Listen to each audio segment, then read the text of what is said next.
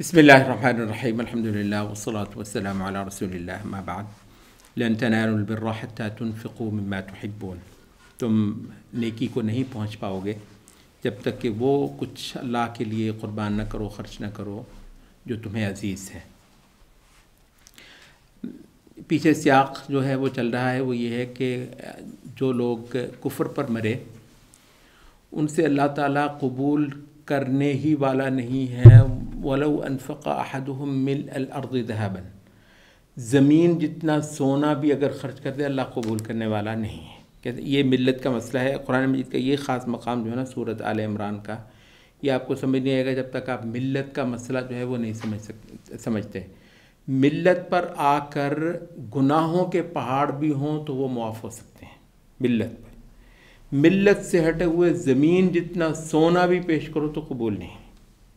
یہ اتنا بڑا مسئلہ ہے ملت کا کہ تو قربان جو عبادت کا ٹریک ہے، عبادت اعمال نہیں ہے، اس کو اتنا ضروری ہے خاص طور پر آج کے اس دور میں۔ یہ عبادت اعمال کا نام نہیں ہے، عبادت ایک اصولی پوزیشن رکھنے کا نام ہے۔ سب سے پہلے یہ بھی ہو سکتا ہے کہ ایک رکعت پڑھنے کی نوبت نہ آئے اور آپ جنت میں چلے جائیں، ایک بھی رکعت نہ پڑھنے کی نوبت آئے، ٹھیک ہے؟ کس وجہ سے؟ ملت، ٹھیک ہے؟ ملت، توحید، رسالت۔ ملت کیا ہے؟ توحید، رسالت، اشہد ان لا الہ الا اللہ و اشہد ان محمد رسول اللہ۔ یہ بہت اہم ہے کہ عبادت اعمال نہیں ہے، عبادت ایک پوزیشن لینا ہے۔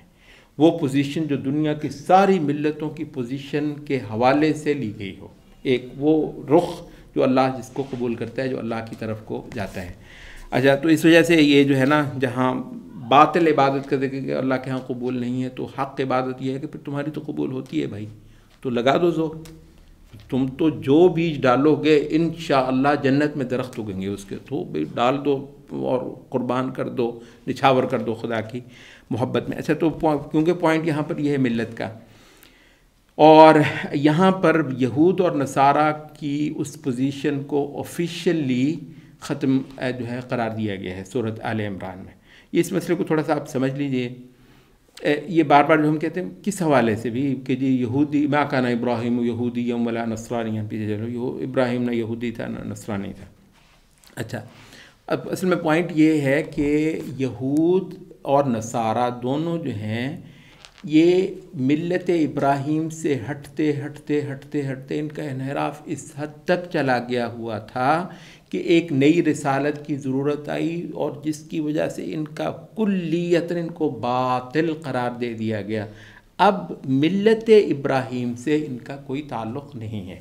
اچھا، وہ کچھ لوگ تھے وہ جو حدیث میں آتے ہیں الا بقایا من اہل الکتاب، وہ امام نے کہتے ہیں یہاں پر نوٹ کرو، یہ نہیں کہا کہ بقایا من اہل کتاب میں سے کچھ بچے کچے لوگ اکا دکا تھے جنہوں نے رسالت محمدی کے آتے ہی انہوں نے اس کو جوائن کر لیا، اور وہ معاملہ سرے سے ہی صرف باطل پرستوں کا رہ گیا۔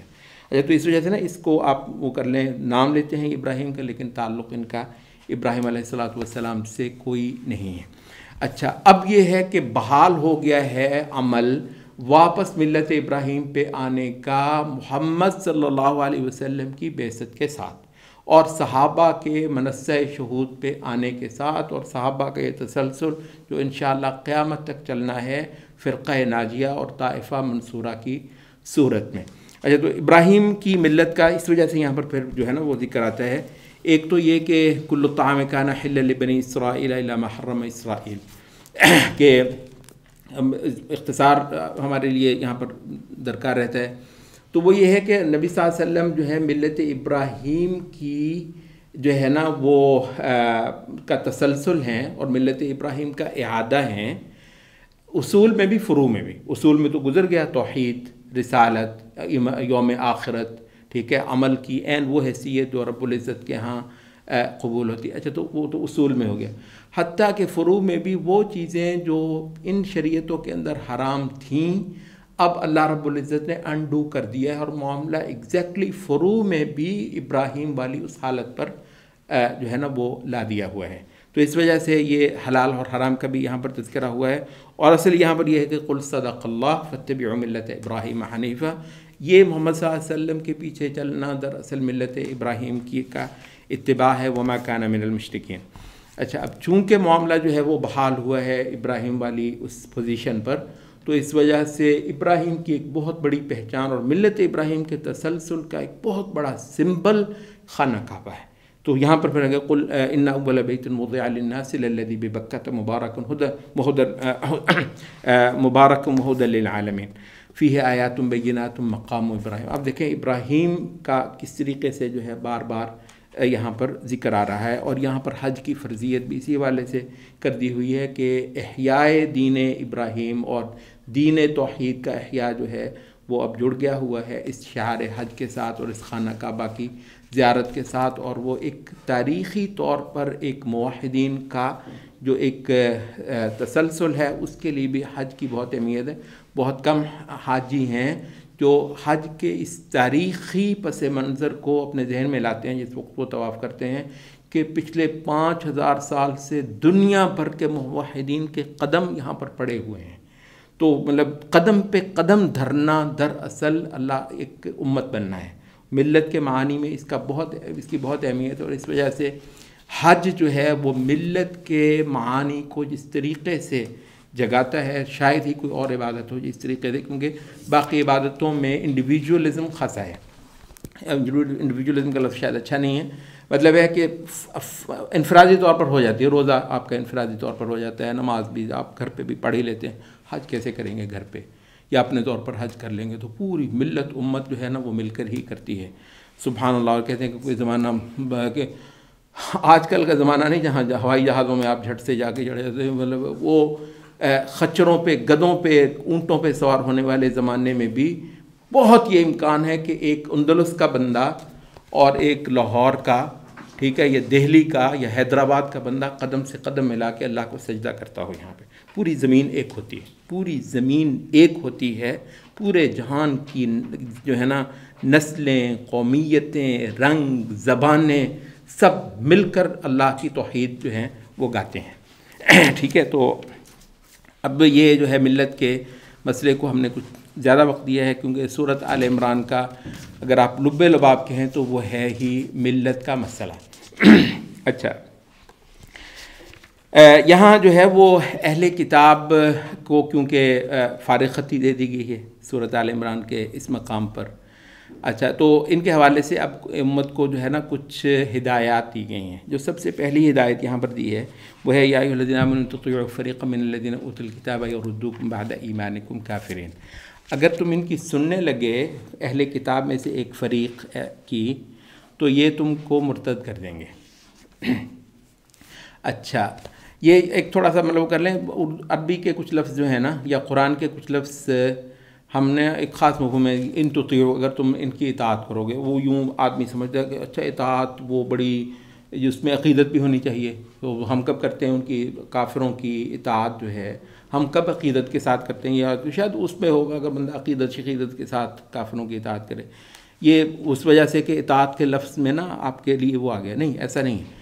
قرآن مجید میں نبی صلی اللہ علیہ وسلم کے لیے آتا ہے کہ وَاعْلَمُوا أَنَّ فِيكُمْ رَسُولَ اللَّهِ لَوْ يُطِيعُكُمْ فِي كَثِيرٍ مِّنَ الْأَمْرِ لَعَنِتُّمْ. دیکھ جان لو اچھی طرح، تمہارے مابین اللہ کا رسول موجود ہے. لَوْ يُطِيعُكُمْ، اگر یہ تمہاری تو رسول اطاعت کرتا ہے. رسول جو ہے لَوْ يُطِيعُكُمْ، اگر رسول تمہاری ماننے لگے تو اطاعت کا مطلب کسی کی مان لینا. ضروری نہیں اس میں ہمیشہ عقیدت کا والا فیکٹر جو ہے نا وہ شامل ہو، ضروری نہیں ہے. تو رسول کیسے کیوں کرے گا لوگوں کی اطاعت کرے گا؟ مراد یہ ہے کہ صلاح مشورہ، کوئی بندہ بات کہہ دے تو رسول صلی اللہ علیہ وسلم کسی وقت مان بھی لیتے تھے، سلام مشورہ کرتے تھے نا نبی صلی اللہ علیہ وسلم. اور بہت اوقات نبی صلی اللہ علیہ وسلم صحابہ کے مان لیتے، بلکہ بعض اوقات ایسا تھا کہ خود نبی صلی اللہ علیہ وسلم کی رائے نہیں ہوتی تھی، لیکن پھر بھی ازراہ حوصلہ افزائی، دل رکھنا وغیرہ وغیرہ. تو جیسے احد کے موقع پہ، کچھ اور بھی مواقع پہ، تو وہ یہ تھا کہ تو نبی صلی اللہ علیہ وسلم کے لیے بھی اطاعت کا لفظ استعمال ہوا ہے، اوروں کی اطاعت. تو یہ ذہن سے نکال لیجیے. اب سمجھیے اس مقام کو کہ اے ایمان والو، اگر تم اہل کتاب میں سے ایک فریق کی ماننے لگے تو یہ تم کو ٹریک سے اتار دیں گے، پکی بات ہے. اچھا، اس وجہ سے ہمارے ایک استاد تھے، ابھی بھی اللہ کا شکر ہے زندہ ہیں، یہ سیریا کے جہاد میں ماشاءاللہ خاصا، عدنان اڈور صاحب، وہ ہمیں یاد ہے، مطلب یہاں پہ ہوتے تھے تو کہا کرتے تھے کہ اس آیت کی بنیاد پر کہتے ہیں کہ ہمارے اساتذہ کہتے تھے کہ عام شخص کا BBC اور وائس آف امریکہ سننے کے اندر بھی بہت کچھ ایمان کی خرابی ہو سکتی ہے. لو لا ان تطیعوا فریق من الذین اوتوا الکتاب، اہل کتاب کے ایک فریق کی اگر تم ماننے لگے، اگر ان کی باتوں میں آنے لگے تو یہ تم کو ٹریک سے اتار دیں گے اور آخر تم کو مرتد کر کے چھوڑیں گے. تو وہ کہتے ہیں کہ باہر سے آنے والا جو کچھ ہے فلٹر کریں گے. کون کریں گے فلٹر؟ علماء کر سکتے ہیں. جو کچھ باہر سے آئے گا، جو صحیح عقیدے کے لوگ ہیں پہلے اس کو فلٹر. یہ ہم نہیں کہتے کہ کافروں سے کچھ لیا ہی نہیں جا سکتا، بلا شبہ ایکسچینج ہوتا ہے. ہم ان کو بڑی اچھی چیزیں دیں گے اور ان سے کے پاس بھی اگر کہیں کوئی اچھی چیز ہے تو وہ لے لیں گے، مگر یہ لینے کے لیے ایک فلٹر ہوگا جس کا نام علم ہے اور جس کا نام بصیرت ہے، اور وہ ہمارے اہل علم ہی کریں گے. ذرا تصور کریں یہاں PhDیاں ہوتی ہیں کافروں کے جو ہے سپرویژن کے تحت، یہودی سپروائزر کے تحت ماشاءاللہ، اسلامیات میں، حدیث میں، فقہ میں تو PhDیاں ہوتی ہیں، تفسیر کے اندر، اصول تفسیر کے اندر. اچھا تو بہرحال یہ جو ہے، اور یہاں پہ جو ہے نا وہ کہا گیا ہے کہ اپنے ایمان کو بچانا اتنا بڑا عمل ہے. یا ایھا الذین آمنوا اتقوا اللہ حق تقاته، قرآن مجید کے جو ہے نا سب سے زیادہ خوفناک ترین مقامات میں سے ایک ہے کہ اللہ سے ڈرو جیسا اس سے ڈرنے کا حق ہے. تصور کریں ذرا. تو اس میں کی تفسیر ہوئی ہے کہ اللہ سے ڈرنے کا حق یہ ہے کہ اس کو یاد ہی رکھا جائے، کبھی بھی نہ بھولا جائے، اور اس کا شکر ہی کرتے رہیں اور اس کی ناشکری کی نوبت ہی نہ آئے، اور اس کی اطاعت ہی کیے جائیں، اس کی نافرمانی کی نوبت نہ آئے. بھلا کون یہ کر سکتا ہے؟ وہ تو ایک دوسرے مقام پر سورۃ تغابن میں معاملہ ہلکا کر دیا کہ فاتقوا اللہ ما استطعتم، جتنا تمہارا بس ہے اتنا اللہ سے ڈر جاؤ. لیکن یہ ہے، اس پوائنٹ کو نوٹ کریں. اور اس کے بعد جو ہے نا وہ یہ ہے کہ پھر جماعت ہونے کا حکم ہے. اہل کتاب کو جب فارغ کیا گیا ہے تو اب مسلمانوں پر جماعت ہو کر رہنا ضروری ہے. اچھا، یہ اس کی جو تفسیر ہے، حتیٰ کہ کبھی وقت ہوا تو آپ کو ہم حدیثیں بتائیں گے. اس آیت کے تحت 2 حدیثیں آئی ہیں، وَاعْتَصِمُوا بِحَبْلِ اللَّهِ جَمِيعًا. یہاں پر جمیعاً کی تفسیر جماعت ہوئی ہے. جماعت ہو کر رہنا مسلمانوں کا، یہ وطن، یہ قومیں، یہ رنگ، یہ مسلک اور یہ گروہ، یہ دھڑے، یہ گروپ، یہ 2-2 3-3 دین شریعت کے مسئلوں پر جو ہے نا وہ الگ سے ایک بنایا ہوا ہے 1.5 انچ کی مسجد، یہ حرام ہے اس امت کے حق میں. ملت کے معانی کو پاش کرنے والی یہ چیز ہے. تو یہ ہے نا جماعت ہونا، ولا تفرقوا، اور فرقے ہے وہ نہ ہونا، اس کا حکم ہے. اور یہ پورا ایک مبحث ہے یہاں پر بیان ہوا ہے. اور یہاں ایک اور بھی کہا گیا کہ اس امت کا ایک طبقے کو، وَلْتَكُن مِنْكُمْ أُمَّةٌ يَدْعُونَ إِلَى الْخَيْرِ، ایک طبقے کو دعوت الی الخیر اور امر بالمعروف اور نہی عن المنکر کا عمل جو ہے نا وہ کرنا ہوگا. تو اس امت کا بچاؤ صرف اسی چیز میں ہے. اس سے اہل علم نے کہا ہے کہ دعوت اور امر بالمعروف اور نہی عن المنکر یہ فرض کفایہ ہے. اور فرض کفایہ مطلب یہ ہوتا ہے کہ اگر نہ ہو تو ساری امت گناہ گار ہوگی، اور اگر کچھ لوگ کر دیں تو باقیوں کے سب سے وہ فرض جو ہے وہ پورا ہو جائے گا. اس امت کا سب سے بہترین امت ہونا اس بات سے مشروط ہے کہ یہ امر بالمعروف اور نہی عن المنکر کرنے والی ہو.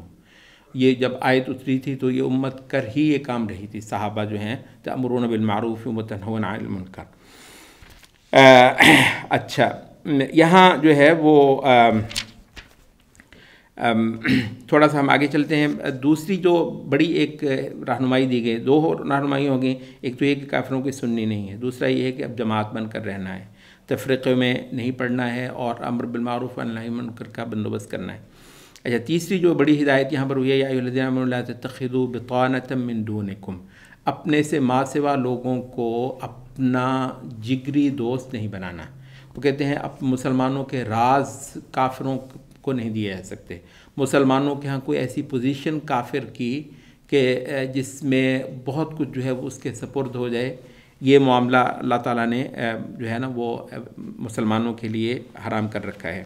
بالکل جائز نہیں ہے. اس کا ایک واقعہ بھی آتا ہے کہ حضرت ابو موسیٰ اشعری نے اپنا ایک سیکرٹری جو ہے وہ رکھا ہوا تھا، بہت اچھا انشاء نگار تھا. تو اس کی صلاحیت کی وجہ سے انہوں نے اس کو اپنا منشی رکھ لیا.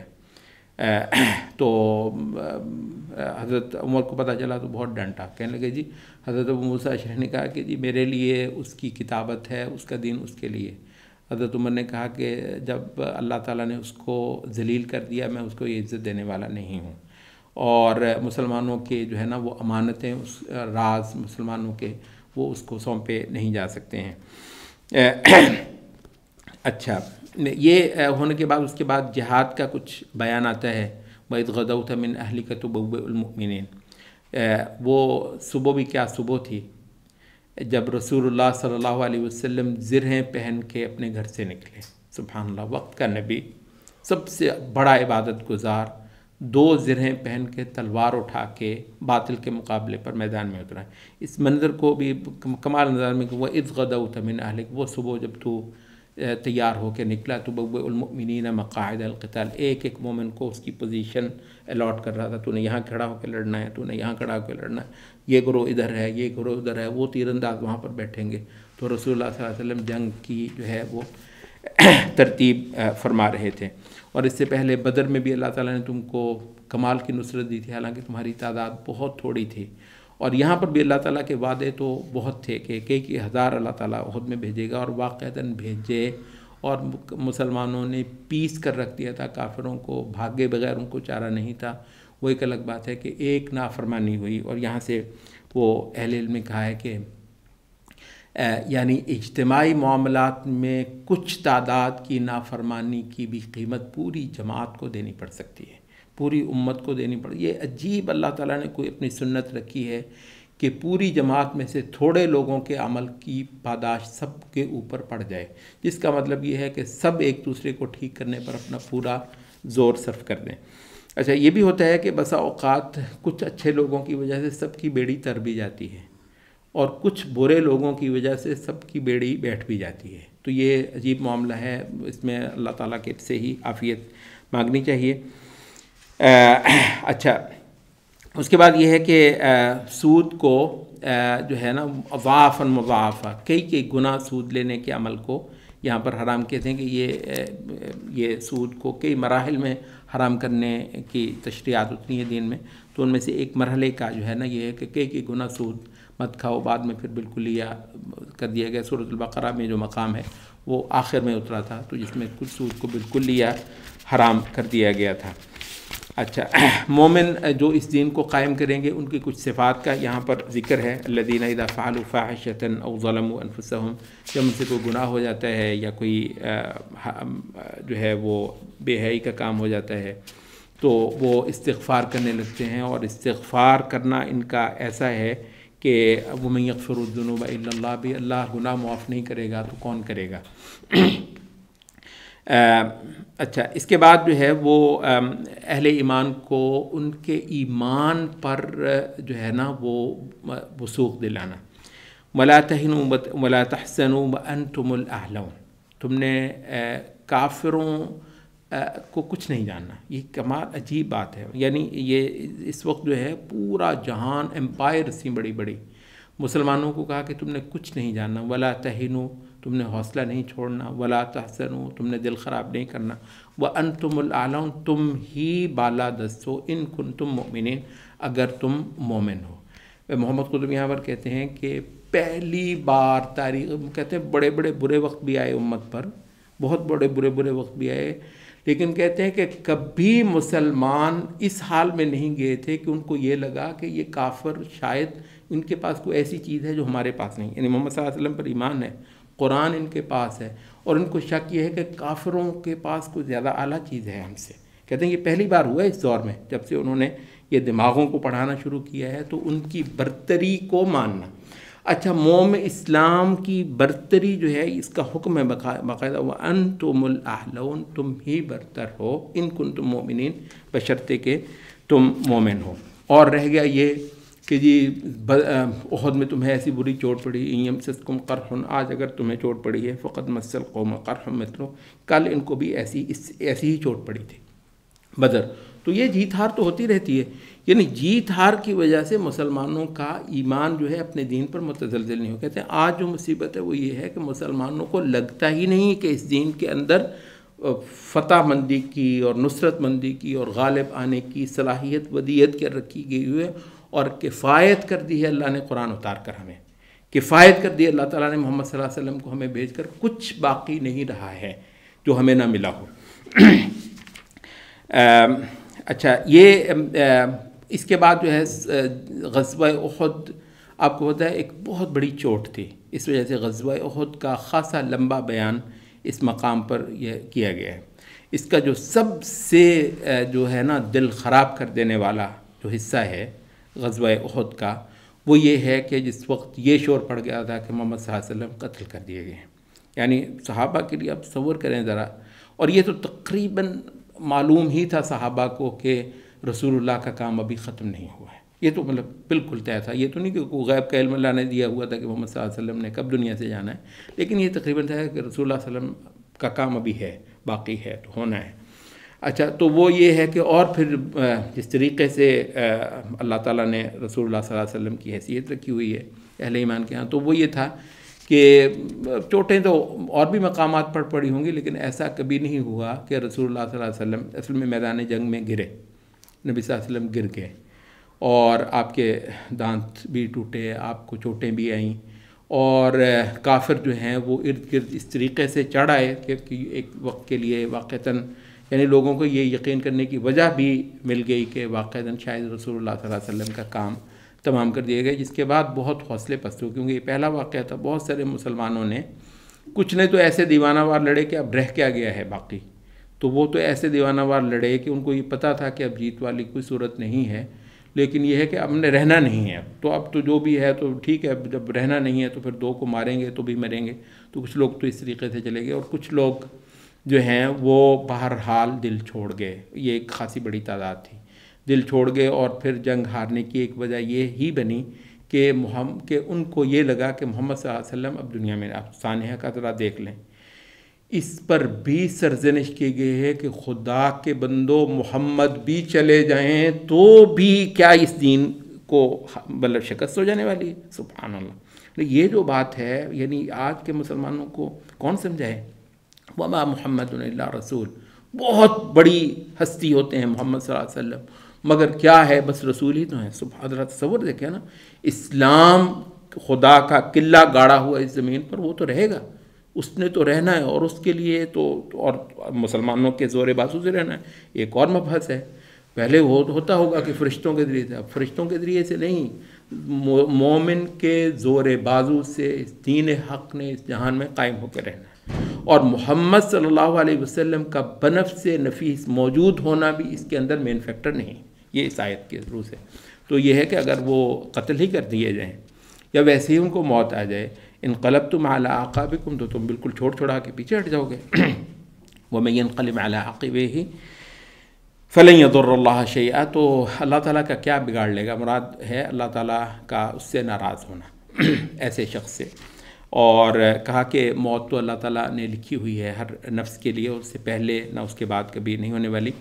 اور اس کے بعد ایک بہت خوبصورت سا منظر اللہ نے یہ من نبی قاتل معہ ربیون، زمین نے بڑی بار یہ منظر دیکھا ہے کہ ایک نبی اور اس کے ساتھ حق پرست دیوانے کھڑے ہو کر تلواریں نکال کر جانیں اپنی دے رہے ہیں، اور اللہ کے دشمنوں کی جانیں لے رہے ہیں۔ فما ضعفوا وما استکانوا، انہوں نے تو کبھی اپنے حوصلے نہیں چھوڑے، اور وہ تو کبھی کمزور نہیں پڑے۔ واللہ یحب الصابرین، ایسے ہی ڈٹ جانے والے اللہ کو بہت ہی پیارے ہیں۔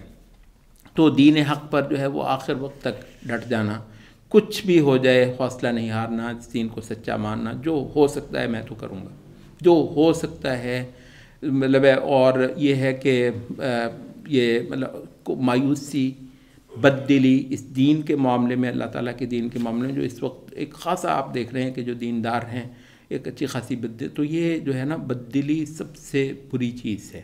جیت ہار بالکل کوئی مسئلہ نہیں ہے، مطلب ہارنے میں بھی مسلمان کا جو ہے نا حوصلے بلند ہی ہونے والے ہوتے ہیں۔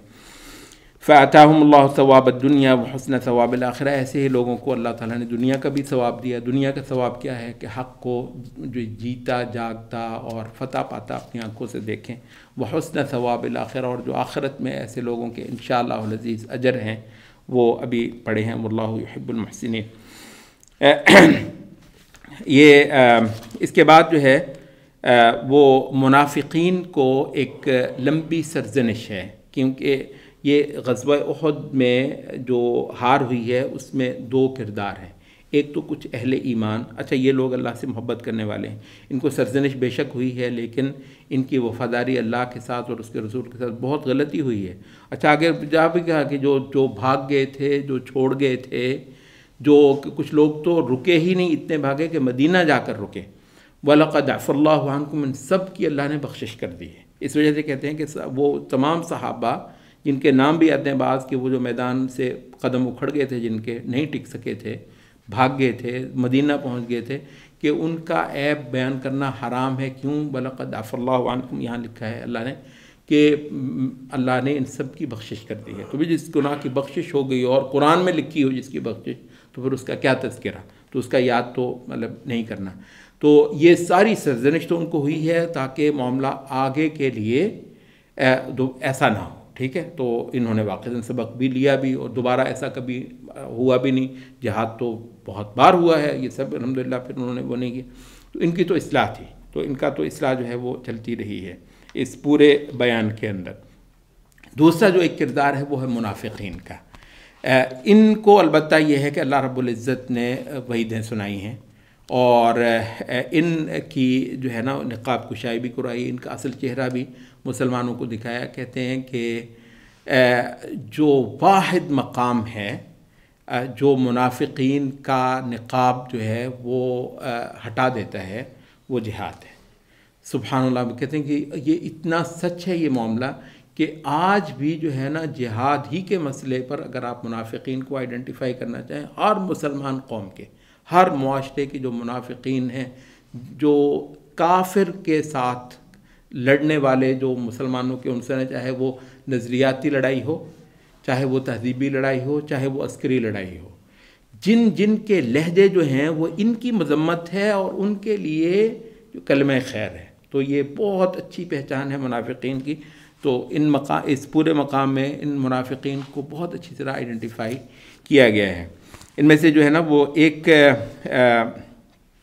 جو ہے وہ اس کو تھوڑا سا ہم لے لیں کہ وَلِيَعْلَمَ الَّذِينَ نَافَقُوا. یہ سارا کچھ اس لیے بھی ہوا کہ منافقین آئیڈینٹیفائی ہو جائیں. یہ کوئی چھوٹی تحصیل نہیں ہے، کوئی چھوٹی اچیومنٹ نہیں ہے مسلمان معاشرے کے لیے کہ اس کے منافقین صاف پہچانے جائیں، آئیڈینٹیفائی ہو جائیں. وَلِيَعْلَمَ الَّذِينَ نَافَقُوا، منافقین جو ہیں وہ پہچان میں آ جائیں. وَقِيلَ لَهُمْ تَعَالَوْا قَاتِلُوا فِي سَبِيلِ اللَّهِ، ان سے کہا گیا تھا کہ آؤ آج لڑائی ہے اسلام اور کفر کی، ظالموں نکلو.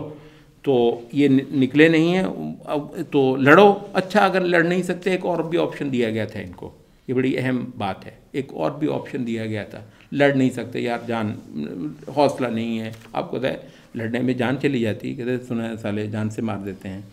تو ٹھیک ہے بھئی، کسی وجہ سے نہیں ہے اتنا حوصلہ کہ میں جان دے دوں. کہا کہ ایک اور شے بھی کہے گئی تھی ان کو، کیا؟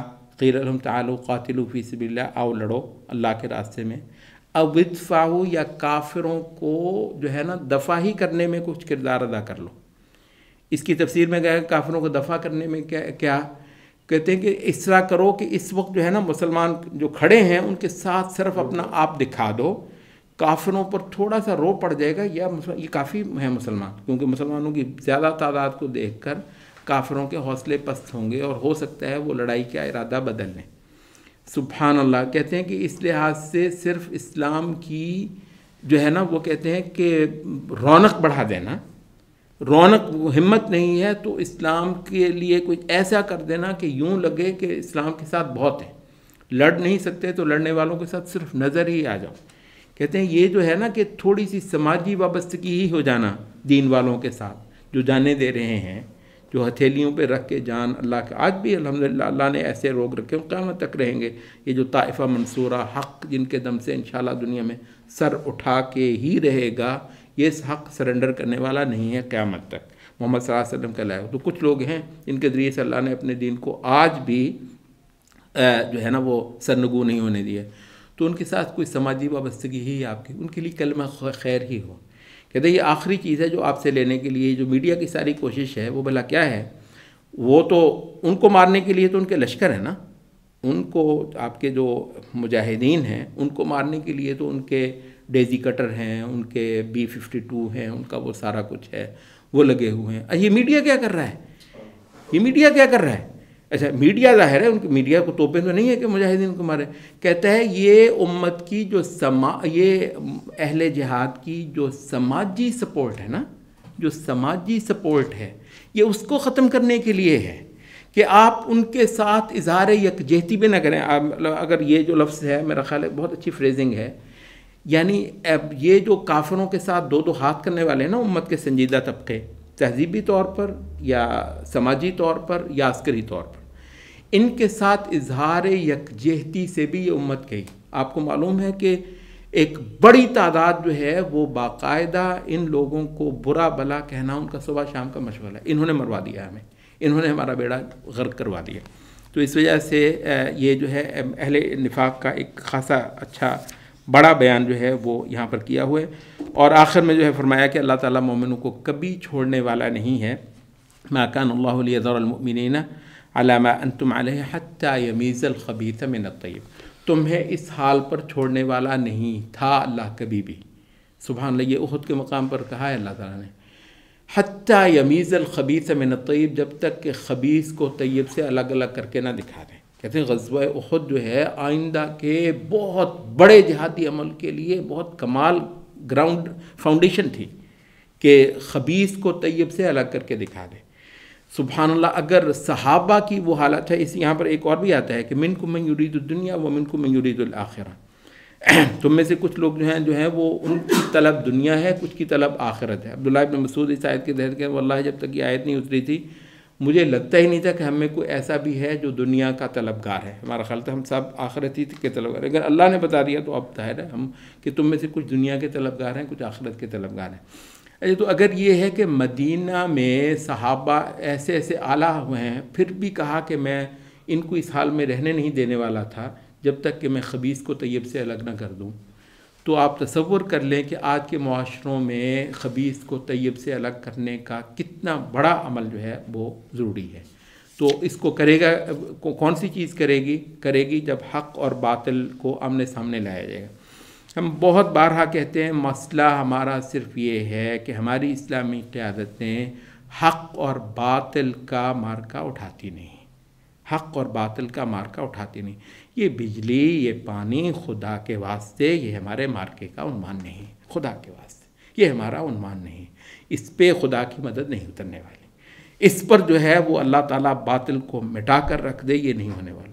ضرب مومن جو ہے جس میں اللہ برکت ڈالنے والا ہے، وہ جو باطل کا سر پیس کے رکھ دیتی ہے، وہ ہے کہ جس دن انشاءاللہ یہاں مسئلہ آسمان سے اتری ہوئی چیز کو قائم کرنا ہے یا نہیں کرنا، یہ میدان، یہ عنوان بن گیا.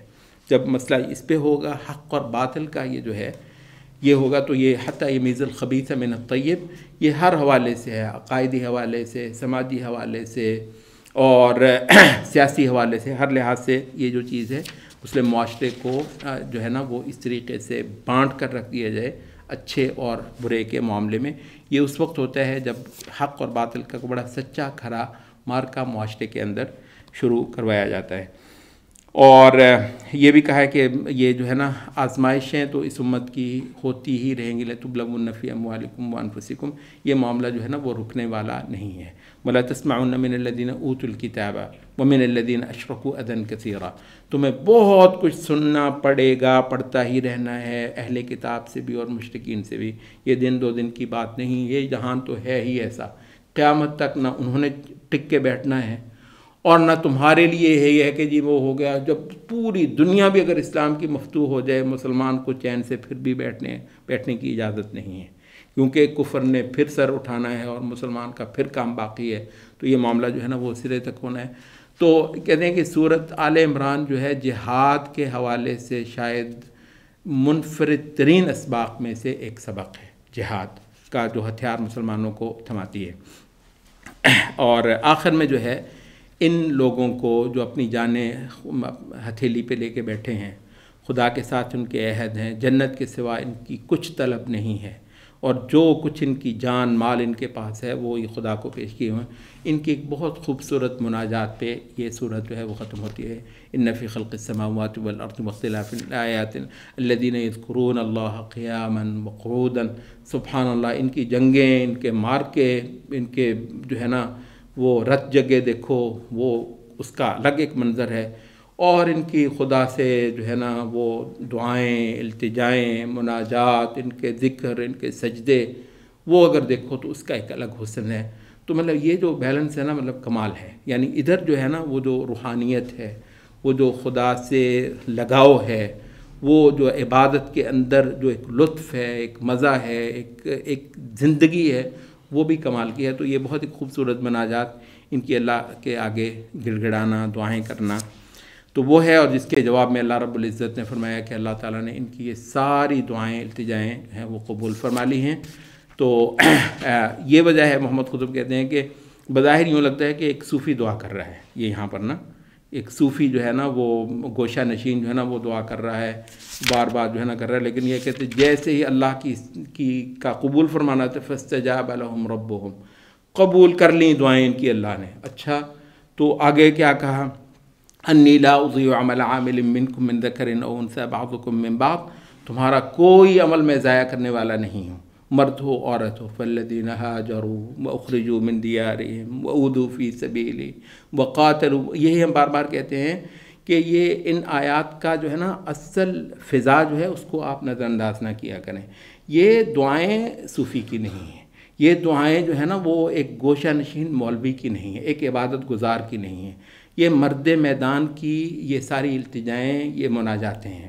تو کہا کہ میں بالکل تمہارا عمل ضائع نہیں کرنے والا، پس وہ لوگ جنہوں نے ہجرتیں، فالذین ہاجروا، جنہوں نے ہجرتیں کیں، واخرجوا من دیارہم، وہ اپنے گھروں سے نکالے گئے، واوذوا فی سبیلی، وہ میرے راستے میں ان کو تکلیفیں دی جاتی رہیں، وقاتلوا وقتلوا، تصور تو ذرا کریں، وہ لڑتے رہے اور مارے جاتے، وقتلوا لأکفرن عنہم سیئاتہم، یہ ہیں جن کے میں گناہ بخشوں گا اور ان کی ساری برائیاں میں مٹا ڈالوں گا۔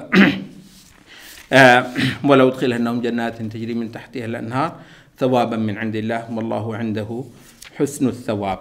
اور اس کے بعد یہ کہا کہ لَا يَغُرَّنَّكَ تَقَلُّبُ الَّذِينَ كَفَرُوا فِي الْبِلَادِ، کافروں کی اتنی بڑھ چڑھ، ان کی فوجیں، ان کی جو ہے وہ پتہ نہیں کیا کیا قوتیں، شان و شوکت، لا يغرنك تقلب الذين كفروا، یہ جس طریقے سے دندناتے پھرتے ہیں، شاید بڑا صحیح بامحاورہ ترجمہ ہوگا، تقلب کافروں کا دندنانا زمین میں، اس سے دھوکہ مت کھانا۔ متاع قلیل، تھوڑی دن کی عیاشی ہے، ثم مأواہم جہنم، اس کے بعد جہنم ہے۔ یہاں پر یہ نہیں کہا کہ یہ تم سے ہاریں گے، بلکہ یہ ہے کہ جو اخروی زندگی جو ہے وہ ان کی وہ صرف اور صرف جہنم ہے۔ تو اہل کفر کا جو ہے نا وہ راج اور ان کا عروج اور ان کا ناقابل تسخیر ہونا، یہ مسلمان کو کبھی پریشان نہیں کرتا۔ مسلمان کو اس کا کچھ وہ نہیں ہے، متاع قلیل، چند دن کی عیاشی ہے، ثم مأواہم جہنم، پھر یہ سراسر جہنم ہے۔ اتنا ہی جو ہے نا اعتماد اس کا اللہ رب العزت۔ تو یہ ہے قرآن، سب سے بڑی دولت جو ہمیں ان ساری حقیقتوں کو ان کے اصل پر دکھاتی ہے، اور یہ سارے جو دھوکے ہیں نظر کے جو قرآن سے دور ہونے کی وجہ سے آتے ہیں، وہ قرآن پڑھنے سے اللہ کا شکر ہے چلے جاتے ہیں۔ سبحانک اللہم و بحمدک۔